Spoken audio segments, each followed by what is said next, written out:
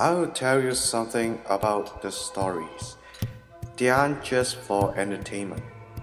Don't be fooled. They are all we have, you see. All we have to fight off illness and death. You don't have anything if you don't have the stories.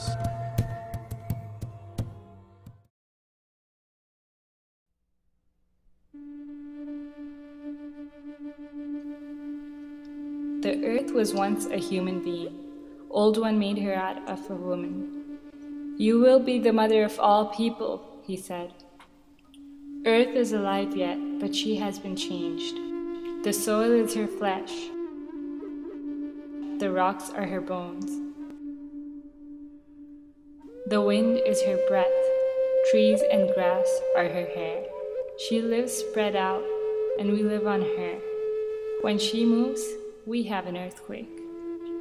After taking the woman and changing her to earth, Old One gathered some of her flesh and rolled it into balls as people do with mud or clay. He made the first group of these balls into the ancients, the beings of the early world.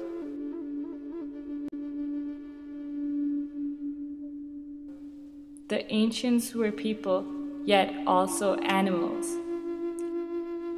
In form, some looked human while some walked on all four like animals.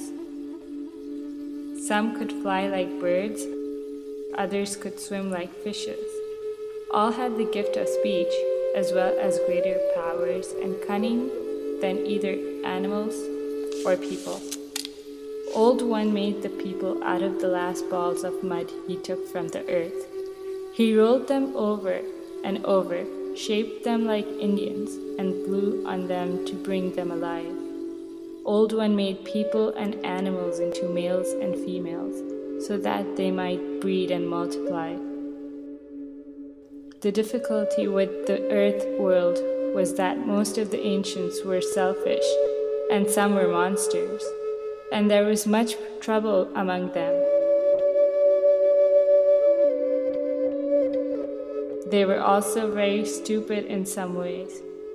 Though they knew they had to hunt in order to live, they did not know which creatures were deer and which were people, and sometimes they ate people by mistake.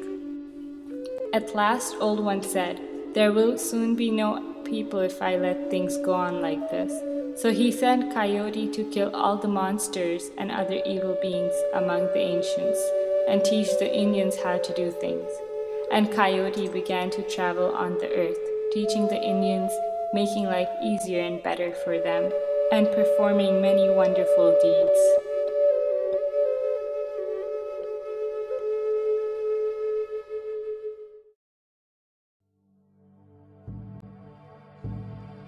Way beyond the earth, a part of the Osage lived in the sky. They wanted to know where they came from, so they went to the sun. He told them that they were his children. Then they wandered still farther and came to the moon.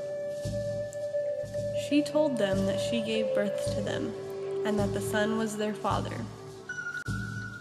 She said that they must leave the sky and go down to live on earth. They obeyed, but found that the earth was covered with water.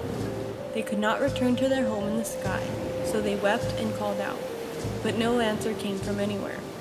They floated about the air, seeking in every direction for help from some god, but found none. The animals were with them, and of these the elk inspired all creatures with confidence, because he was the finest and most stately. The Osage appealed to the elk for help, and he dropped into the water and began to sink. Then he called to the winds, and they came from all quarters.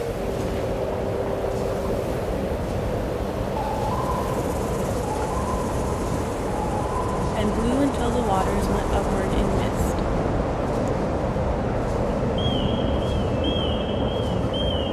At first, only rocks were exposed, and the people traveled on the rocky places that produced no plants to eat. Then the waters began to go down until the soft earth was exposed. When this happened, the elk in his joy rolled over and over, and all his loose hairs clung to the soil. The hairs grew, and from them sprang beans, corn, potatoes, and wild turnips, and then all the grasses and trees.